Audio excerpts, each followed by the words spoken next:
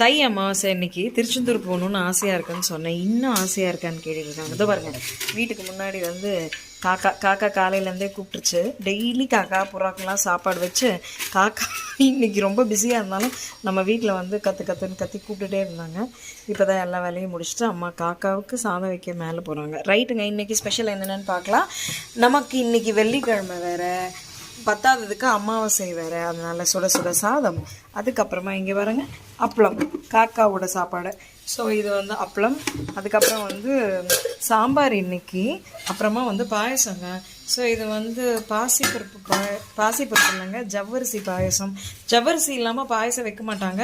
பாப்பாவுக்கு இந்த பால் பாயசம் தான் பிடிக்கும்னால வீட்டில் ஃபுல்லாக பால் பாயசம் தான். அதுக்கப்புறம் பாருங்கள் அவியல். அதுக்கப்புறமா இன்னைக்கு ஃபுல் மீல்ஸ்னால ரசம் இருக்குது.